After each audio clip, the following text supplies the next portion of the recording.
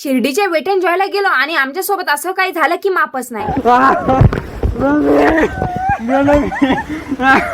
नमस्कार, मी आहे कांचन. मी आलते आमच्या घरच्यांना घेऊन शिर्डीचे वेट एन्जॉय. आता मी ऑनलाईन 3 तिकीट काढल्यामुळे मला एक तिकीट फ्री भेटलं होतं. मग आम्ही पण मस्त फ्रीचं तिकीट काढून आतमध्ये एंट्री मारली. आता आतमध्ये गेल्या आपल्या काही फॉलोअर्स भेटतात. मग त्यांच्यासोबत फोटो बिटो काढून आम्ही निघतो पाण्यामध्ये उड्या खायला. सगळ्यात पहिली बोनी आमच्या दाजीने आणि देवांशनी पाण्यात उडे खाऊन केली. गेल्या ढोंगी बाबासारखी जल योगासना करायला म्हटलं तर आमच्या भातश्री यांनी लगेच आमचा जादूटोणा पाण्यात डुबकी घालून उतरवला.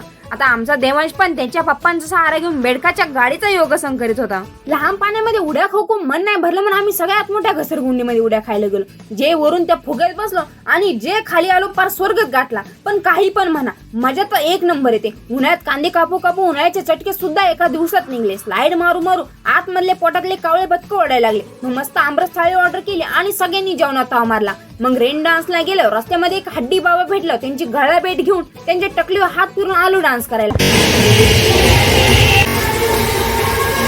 नाचता पण येत नसलं तरी हातपाय खालीवर करू डान्स केला. आता दुसरीकडच्या राईडला तिथं 30 पेक्षा जास्त राईड असल्यामुळे नुसती मजाच मजा. कोण वरून खाली पडतंय तर कोण खालून वरती जातंय. त्यानंतर परत एका मोठ्या स्लाइड मध्ये उडी खाली डायरेक्ट असं वाटलं आणि त्या स्लाइड मध्येच बसून राहा. किती पण जीव फाटला तरी मजा करायची थांबवायचीच. लोक इथं देवाचं नाव घेत असतील आणि मी स्वतः निर्माण केलेले मंत्र फुकीत होते.